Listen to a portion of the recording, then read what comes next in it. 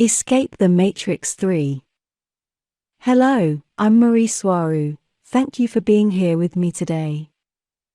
Your body and your official Earth identity are not who you really are. All over spiritual communities they are pushing the concept that you are not a body, you have a body, and that is only partially accurate, because your body is a physical manifestation and expression of all what defines you in a more expanded way. It is the materialization of all the concepts that you hold attachments to in the side of the ether, or on the spirit side, same thing.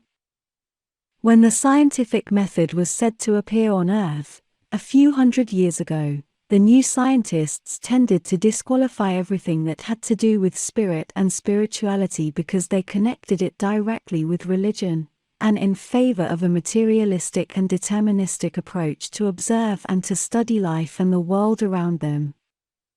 Neglecting the body and taking it as something to escape from can be seen as the reverse to the scientific approach, and in my opinion it would also be wrong because I do consider our bodies to be an expression and reflection of who we are, as seen with the lens of the so-called 3D Earth plane of existence. The body follows a DNA print that is a crystalline expression of pure memory, and the first step of the process of forming a group of concepts and attachments on the spirit side, to bring them into a denser, apparently more solid realm of existence. So DNA is also a very condensed and coded expression in the material world of who we are in the spirit side, and from where cells start to manifest our body, reflecting as best as possible what we truly feel represents us. Then, as I see and understand things to be, there is no material world, as it is only an illusion based on the limited range of perception our bodies can give us, with the intent of giving us an experience. There is only an etheric realm from where we chose to see and experience a small part, and how much we can see depends on our level of spiritual evolution. The more we perceive as part of ourselves, the more we accept everything to be part of oneself, and the more we make everything part of us, the more we can understand everything that surrounds us as well. So as we advance, we incorporate the capacity to process more and more data, and that will amount in us being able to perceive a so-called higher density of existence. The realization that we are not only our bodies and that we not only are souls, but that everyone else, and even more that everything else, everything that exists is us as well, expands what we accept as our true identity.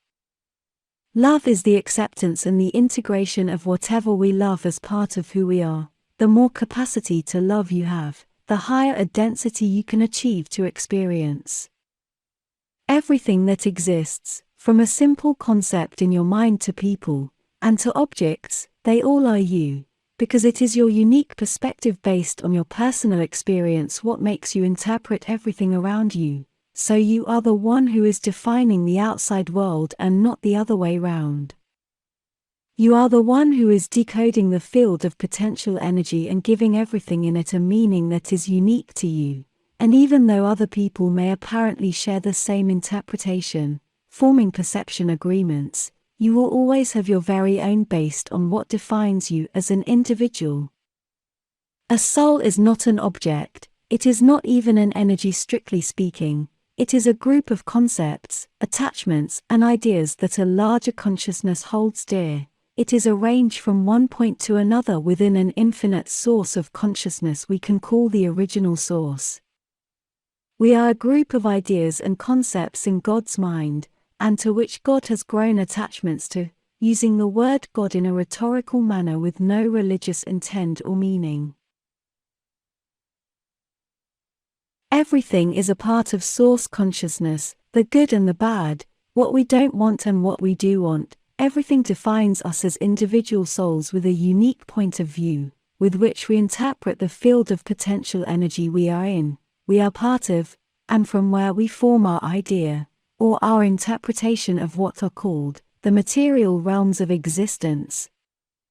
The material world is nothing more than another idea, and we experience it as a solid realm only because we hold perception agreements that sustain the illusion, and we hold them only because, and only when we are inside a physical identity we consider to be solid matter, our bodies.